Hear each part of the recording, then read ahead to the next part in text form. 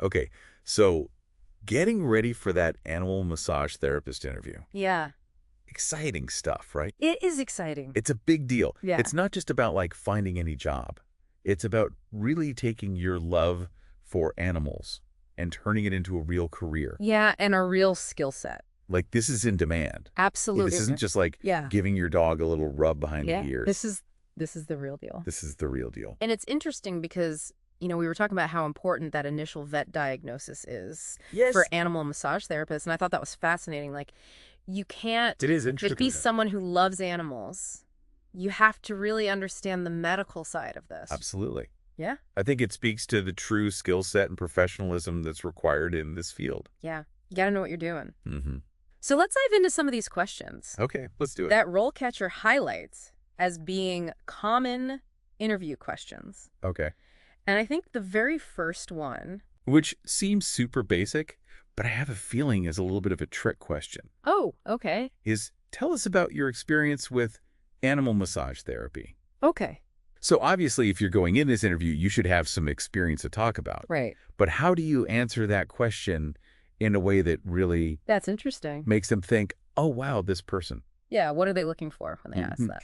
Yeah. I think it's about your story. Okay. What is it that ignites you and your passion for this work? Oh, I see. So don't just give them a list of like, here are all the places I volunteered and... Don't give them your resume. Yeah.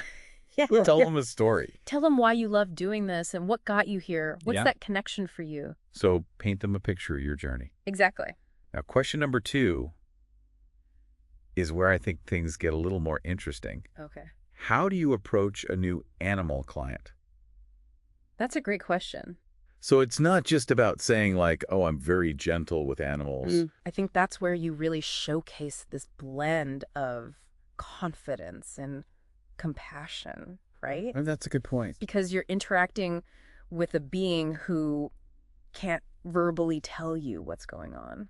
That is such a good point because you really have to be, you have to be their advocate in that moment. You do. You have to be the one to be like, okay, are you... You're speaking for them. Yeah. Absolutely.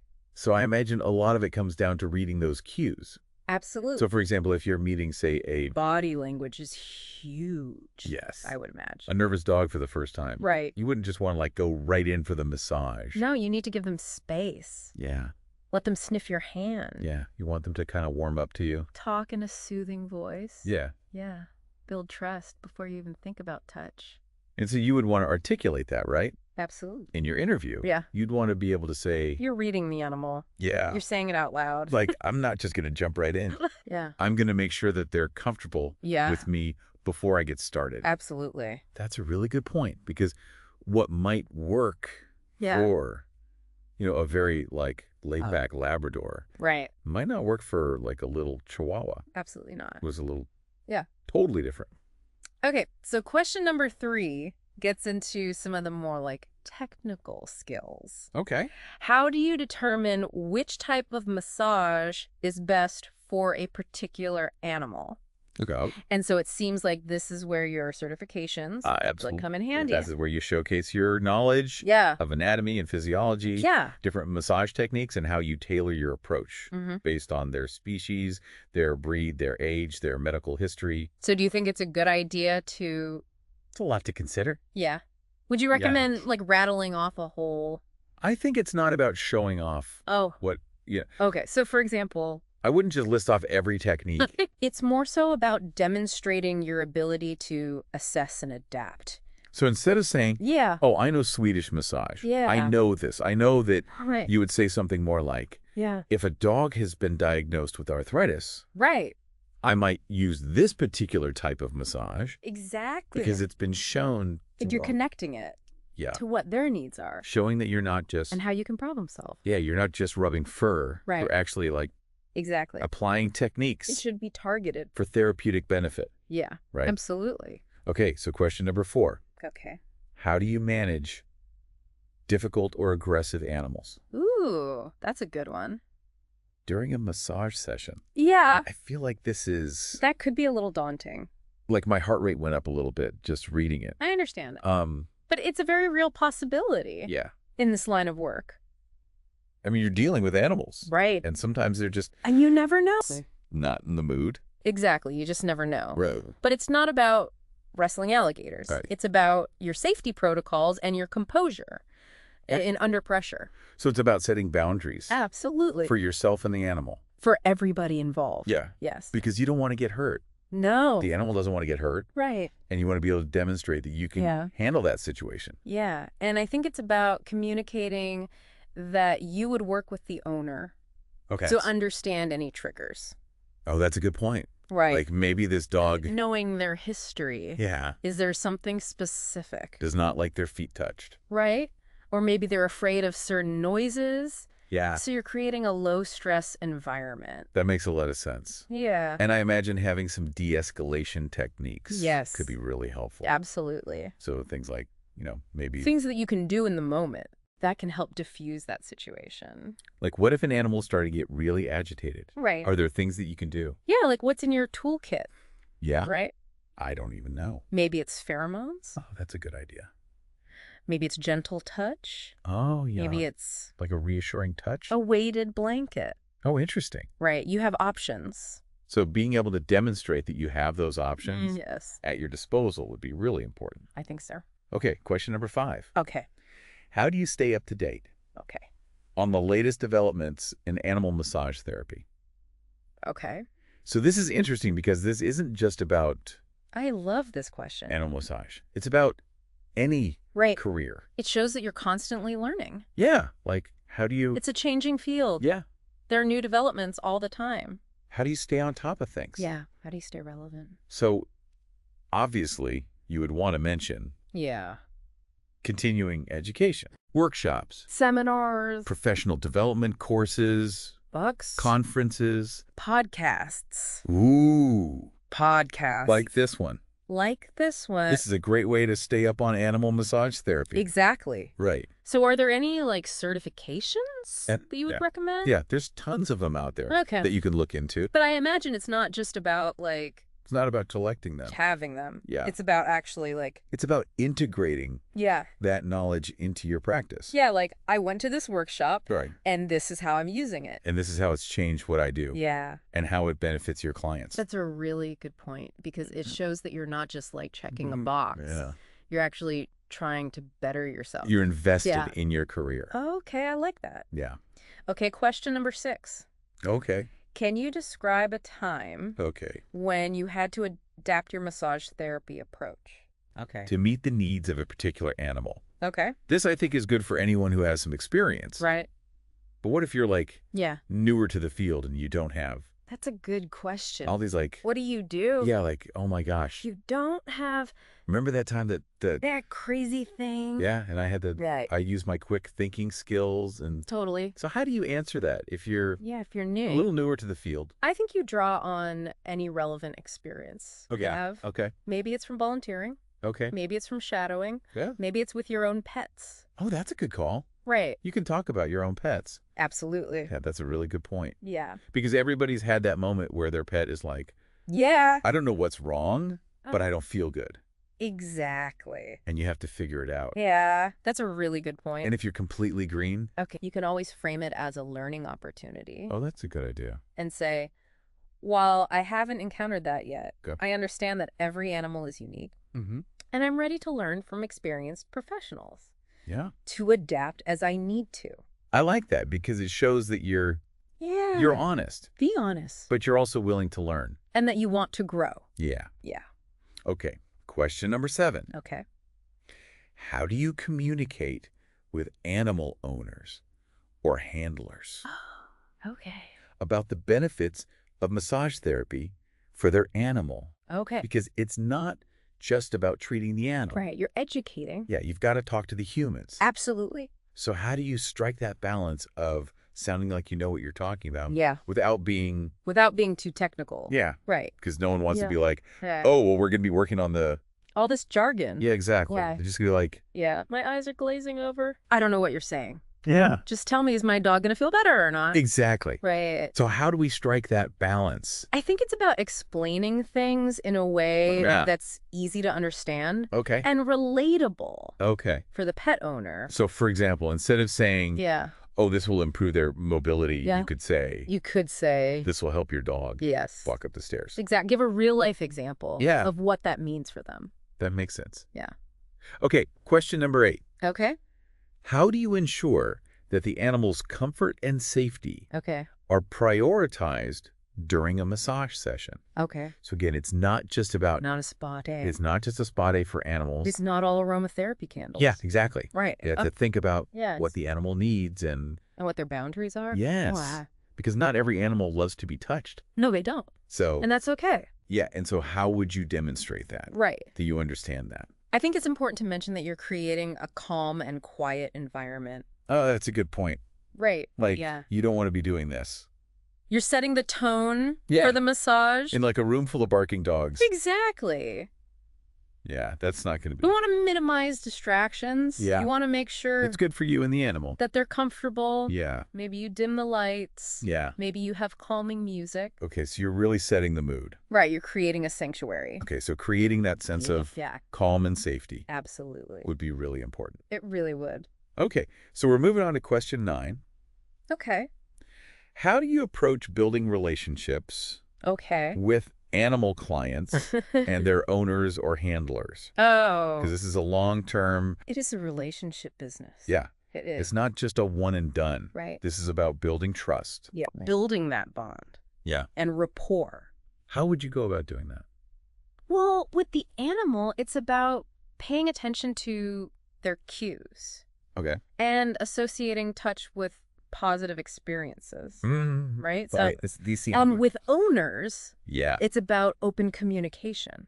Yeah. Addressing their concerns, celebrating their animal's progress together. Oh, that's a really good point. It's a team approach. So it's not just about you and the animal. It's about everyone working together. Yeah, everyone being. Absolutely. Okay, so question number 10 kind of builds on that. Okay. How do you approach educating animal owners or handlers about the importance of ongoing massage therapy for their animal's well-being? So again, it's not just a one-time thing. Right. It's about the lifetime of that animal. Yeah. How do we get people to understand that this isn't just... It's an investment. Yeah. It's not just a luxury. It is. This is healthcare. It's preventative. Right. So how would you convince an owner of that?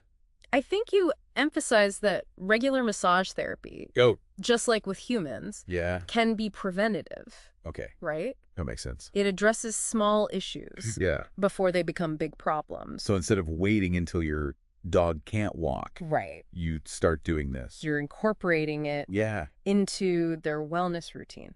And again, having those concrete examples. Absolutely. Always have examples. This can help with arthritis. Yeah. This can help with back pain. Yeah. All these different... hip dysplasia. Yeah, the conditions, all the things animals suffer from. Right. Okay, so we've covered a lot of questions. We have. But how do we make sure that these answers really resonate with potential employers? Yeah. How do you stand out? That's where I think RoleCatcher comes in. And I'm really excited to talk about. I am too. Their AI tools. Because it's like, let's get into it. Yeah, it's like having a personal interview coach. Absolutely. In your pocket. Yes. Welcome back. So we're back. To the deep dive. And we're really kind of like, I feel like we're uncovering the secret code of these interview questions. What are they really asking? Yeah, what are they really looking for when they ask things like, how do you handle a difficult animal? Yeah, it's not really about like... It's not about... knowing how to like wrestle an alligator or something. Yeah, or like a cat who's just like, I'm out of here. It's about your problem-solving skills. Yes. It's about your ability to stay calm when things get a little hairy. Absolutely. And I feel like that theme of problem solving really comes through in a lot of these questions. It does. Like even that one about how do you tailor your approach to different animals. It's all problem solving. It really is. Every animal is different. Yeah, you're not just following a script. No. You really have to be able to think on your feet. Absolutely. And I feel like this is where RoleCatcher's AI can really come in handy. I was just going to say that. Because it's... Guilt me more. Well, it's like you're practicing your answers to these interview questions. Yeah. And the AI can kind of be like... give you feedback. Yeah. In real time. Yeah, like, oh, you're kind of being a little vague here. Yeah. You need to... a little more specificity. Dig deeper. Yeah. Give me an example. So it's really helping you to craft those answers that are going to make you stand out. It's like having a mentor in your pocket. Okay, so we've talked about answering questions. Yes. But what about before you even get to the interview? Yes. Like, what about the resume? The resume is so important. Yeah, because that's your first impression. It is. And you want to make sure absolutely that it's a good one. And it's tough these days. Yeah, because it's not just because you have about impressing a human. The algorithms. Yes. Right. You've got to get past the robots first. Exactly. So how do we make sure that our resume is appealing to both? That's where RoleCatcher comes in. Okay. That AI resume builder. Tell me more. Is a game changer. Okay. Because you can upload your resume. Okay. And it analyzes it against the specific job description. Oh, that's smart. That you're applying for. So it's not just giving you general. And it's looking for those keywords. Okay, it's looking for... So, for example, if they're looking for someone with hydrotherapy experience, and I have that experience, RoleCatcher will be like... Make sure you highlight that. Yeah, make sure you put that at the top. Put that front and center. Yes. So that's really helpful. It's like having a little assistant. It was really good at reading job descriptions. Exactly. Okay, so my resume is good to go. My interview answers are prepped. Okay. Anything else I can do? The employer. Okay, that makes sense. Yeah. But how much research is enough? Right. Like, am I... I wouldn't stalk them on social media, but I would definitely do your homework. Okay, so start with the website. Yes, start with their website. Okay. What is their mission statement? Okay. What kind of animals do they primarily work with? So if it's like... Do they specialize in a particular type of massage therapy? Yeah, like a holistic clinic? Exactly. I might want to brush up on my acupuncture knowledge. Exactly. So showing that you've done your research goes a long way. It shows that you're really interested. Absolutely. Now, can RoleCatcher... It shows initiative. Okay, that's good. Yes. Can RoleCatcher help me? They can. With the research part. They have a feature that aggregates company information from different sources. It's like having a research assistant. That's amazing. That compiles all the need-to-know details in one place. Okay, so they're doing all the work for me. They're helping you do your homework. That's awesome. Yes. Okay, so we've covered a lot of ground. We have. In this part. We have. So we talked a lot about the resume and the specific questions. Mm-hmm. But I feel like there's this other element to interviewing that's really important. Absolutely. And it's kind of hard to teach. It is. It's that intangible. What is it? It's the passion. Okay. It's that genuine excitement for this work. Okay, so we can talk about our skills and, how we would answer these questions. Yeah. But how do you really convey that you're... Yeah, how do you show that you're not just there for a paycheck? Yeah. You really care. Because I imagine... Other than animals. If you're an animal lover... Yes. This is more than a job. This is like a dream job. It is. Yeah, absolutely. So how do you let that shine through? I think it goes back to your why. Why did you choose this path? Okay. What was that aha moment for you? Okay. Was it a personal experience with a pet? Okay. Was it just a fascination you've always had with animals? Okay. Was it something you saw that made you think, I want to do that? Okay. What is it that drives you? So when they ask that question, why did you become an animal massage therapist? Yeah. Don't just be like, I love animals. Don't give a one-word answer. Yeah. Give me a story. Yeah. Tell them about how your childhood dog got better. Or maybe you volunteered at a shelter. Yeah. And you saw how massage therapy transformed these animals. Okay, so tell a story that really kind of illustrates... That showcases your passion. Yeah, like your origin story as an... Animal massage therapist. I love that. Okay. Yeah. And you know what? I think it's okay. What? To be excited in an interview. Yes. Like you should be excited. Let it shine through. Yeah. Yeah, let your enthusiasm show. Because if you're not excited about it... Right, if you're monotone and you're boring... They're going to think you don't care. And you know what? RoleCatcher can even help. They can? With this. Yes, tell me more. Because I was thinking about it. Yeah. Like, they have that practice interview tool. They do. And it's not just about what you're saying. It analyzes your tone. Yeah. It analyzes your pacing. So if I'm like, yeah, I'm really excited. It's going to be like, you got to pump it up. Give me some energy. It can tell if you're not being genuine. Be authentic. Okay. Yeah. Be yourself. So it's like having... Be your best self. Yeah, be your best, most excited self. Yes. Okay, well, I think that about covers it. I think so, too. We've talked about the resumes. We've talked about the questions. We've talked about how to... We talk about how to show your passion. Yeah, how to really show them who you are. Yes. So for all of you out there who are getting ready... Good luck. For your animal massage therapist interviews... You're going to be amazing. Yeah. And remember... Got this. RoleCatcher is there to help. RoleCatcher can help. They're your little secret weapon. They are like the best secret weapon to have in your back pocket. Absolutely. So check them out, and good luck on your interviews.